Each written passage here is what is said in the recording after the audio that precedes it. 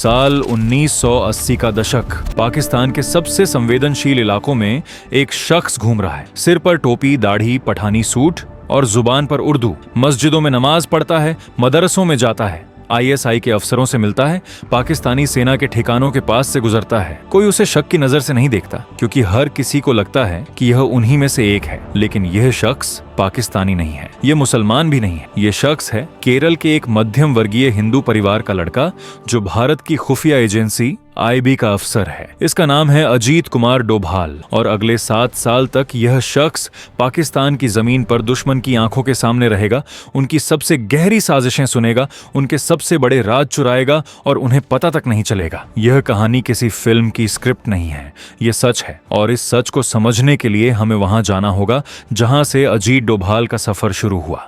अजीत डोभाल का जन्म 20 जनवरी 1945 को उत्तराखंड के पौड़ी गढ़वाल में एक गढ़वाली राजपूत परिवार में हुआ। पिता major Gunanand Doval Indian army में थे। उनके घर में देशभक्ति हवा की तरह बहती थी। कोई सिखाता नहीं था, बस सांस के साथ अंदर आती थी। डोभाल को बचपन से ही तेज दिमाग और कम बोलने वाले बच्चे थे। स्कूल में वो पढ़ाई में अव्वल थे, लेकिन किताबों से ज्यादा उनकी दिलचस्पी लोगों को पढ़ने में थी। कौन क्या सोच रहा है, कौन झूठ बोल रहा है, कौन क्या छुपा रहा है, ये उनका नेचुरल स्किल था। जैसे किसी को क्रिकेट खेलना आता है, वैसे डोभाल को इंसानों की नीयत पढ़ना आता था। 1968 में डोभाल ने इंडियन पुलिस सर्विस यानी IPS ज्वाइन की।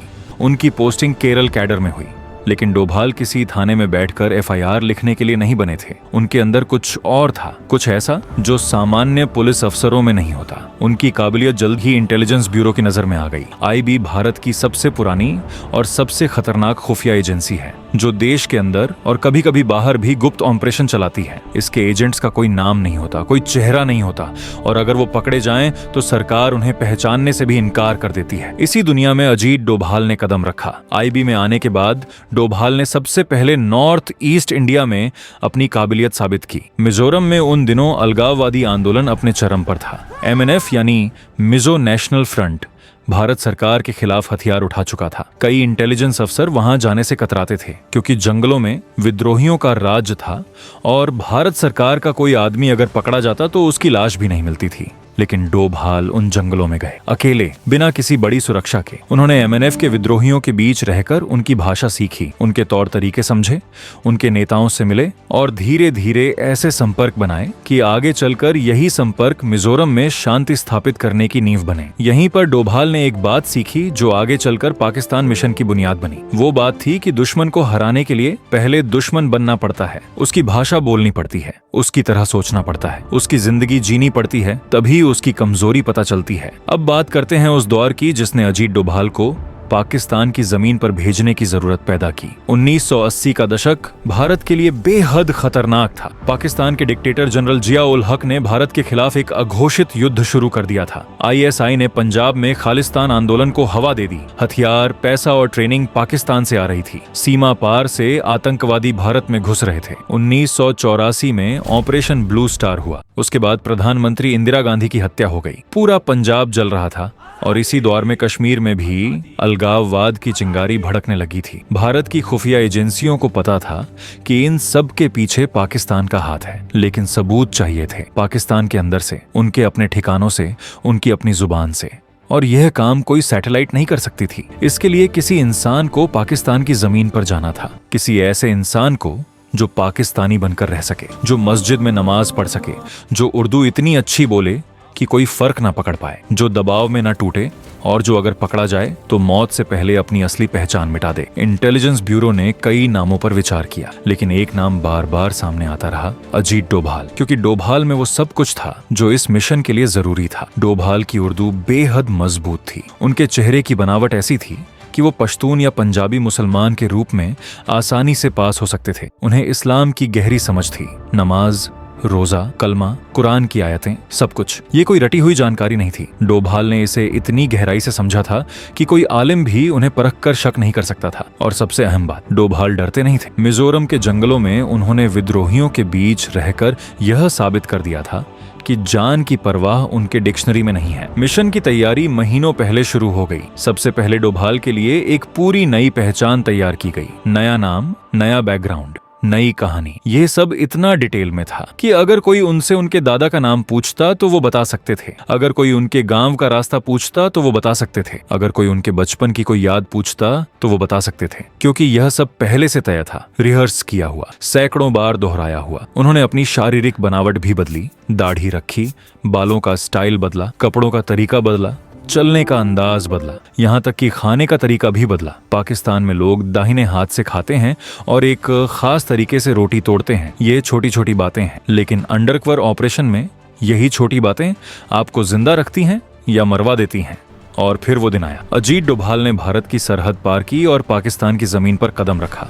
इसके बाद जो शुरू हुआ वो 7 साल तक चला। 7 साल, 2555 दिन, 61,320 घंटे, हर एक पल में पकड़े जाने का खतरा, हर एक पल में मौत का साया। डोभाल पाकिस्तान में एक मुसलमान के रूप में रह रहे थे। वो मस्जिदों में जाते थे, जुमे की नमाज पढ़ते थे, रमजान में रोजा रखते थे, लोगों के साथ उठते बैठते थे, चाय पीते थे, बातें करते थे, और इन्हीं बातों के बीच वो जानकारियां निकालते थे। ऐसी जानकारियां जो भारत की सुरक्षा के लिए सोने से भी ज्यादा कीमती थीं। लेकिन यह सब इतना आसान नहीं था जितना सुनने में लगता है। पाकिस्तान में हर मोहल्ले में ISI के इन्फॉर्मर्स थे। कोई भी नया चेहरा दिखे तो तुरंत रिपोर्ट होती थी। डोभाल को हर वक्त सतर्क रहना पड़ता था। एक छोटी सी गलती, एक गलत लहजा, एक गलत शब्द और खेल खत्म। IB का कोई भी एजेंट अगर पाकिस्तान में पकड़ा जाता तो भारत सरकार उसे पहचानने से इनकार कर देती। कोई बचाने नहीं आता, कोई डिप्लोमेटिक चैनल काम नहीं करता, बस एक अंधेरा तहखाना होता, टॉर्चर होता, और फिर एक दिन खामोश मौत। डोभाल यह सब जानते थे और फिर भी वो गए, क्योंकि उनके लिए देश की सुरक्षा अपनी जान से बड़ी थी। पाकिस्तान में डोभाल के मिशन को समझने के लिए एक बात समझनी जरूरी है। अंडरकवर एजेंट का सबसे बड़ा हथियार उसकी बंदूक नहीं होती, उसका सबसे बड़ा हथियार होता है भरोसा, लोगों का भरोसा जीतना। और डोभाल इसमें माहिर थे। उन्होंने धीरे धीरे पाकिस्तान के कई अहम लोगों से संपर्क बनाए, कुछ सैन्य अधिकारी, कुछ खुफिया एजेंसी के लोग, कुछ राजनीतिक हलकों से जुड़े लोग, और सबसे खतरनाक काम, कुछ आतंकी संगठनों के लोगों के बीच भी उन्होंने अपनी पहुंच बनाई। ISI किस तरह भारत में आतंकवाद फैला रही है, पंजाब में खालिस्तान के लिए किन रूटों से हथियार भेजे जा रहे हैं, कश्मीर में कौन से ट्रेनिंग कैंप चल रहे हैं, पाकिस्तान की न्यूक्लियर पॉलिसी क्या है, सेना की तैनाती कहां कहां है, ये सब जानकारियां डोभाल भारत भेज रहे थे। और भारत की एजेंसियां इन जानकारियों का इस्तेमाल करके देश को सुरक्षित रख रही थी। लेकिन जानकारी भेजना भी किसी जंग से कम नहीं था। 1980 के दशक में ना इंटरनेट था, ना एनक्रिप्टेड मैसेजिंग एप्स थे, ना सैटेलाइट फोन था। कम्युनिकेशन के लिए पुराने और बेहद खतरनाक तरीके इस्तेमाल होते थे। कभी कोडेड लेटर्स, कभी डेड ड्रॉप्स, यानी किसी तय जगह पर मैसेज छोड़ देना और दूसरा एजेंट बाद में उसे उठा लेता। कभी किसी भरोसेमंद शख्स के हाथ मुंह जुबानी पैगाम भेजना। हर बार जब डोभाल कोई जानकारी भेजते तो पकड़े जाने का खतरा 2 गुना हो जाता, क्योंकि कम्युनिकेशन वो लम्हा होता है जब एक अंडरकवर एजेंट सबसे ज्यादा कमजोर होता है। डोभाल ने एक इंटरव्यू में बताया कि पाकिस्तान में रहते हुए कई बार ऐसे मौके आए जब मौत कुछ ही कदम दूर खड़ी थी। एक बार उन्हें किसी ने शक की नजर से देखा। पूछताछ शुरू हुई, सवालों की बौछार हुई।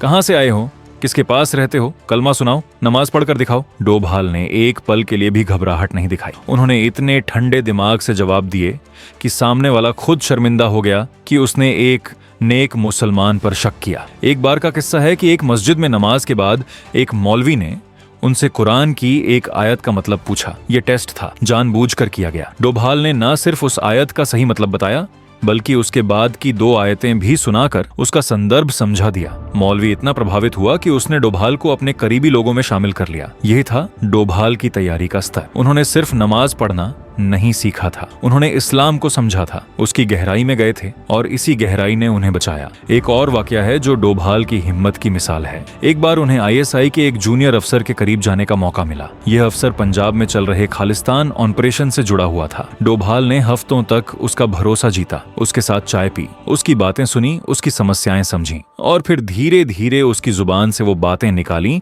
जो पाकिस्तान की सबसे बड़ी सैन्य फाइलों में बंद थी। किन रूटों से हथियार भारत भेजे जा रहे हैं, किन एजेंटों के जरिए पैसा ट्रांसफर हो रहा है, और कौन से भारतीय नेता पाकिस्तान की पेरोल पर हैं। यह जानकारी इतनी विस्फोटक थी कि जब यह भारत पहुंची तो खुफिया एजेंसियों ने कई बड़े ऑपरेशन चलाए। पंजाब में खालिस्तान आंदोलन को कमजोर करने में इन जानकारियों ने अहम भूमिका निभाई। लेकिन 7 साल तक अंडरकवर रहना सिर्फ शारीरिक चुनौती नहीं, सबसे बड़ी लड़ाई दिमाग के अंदर थी। सोचिए, 7 साल तक आप अपने असली नाम से किसी को नहीं बुला सकते, अपनी माँ को फोन नहीं कर सकते, अपने परिवार को नहीं देख सकते, अपनी भाषा में बात नहीं कर सकते।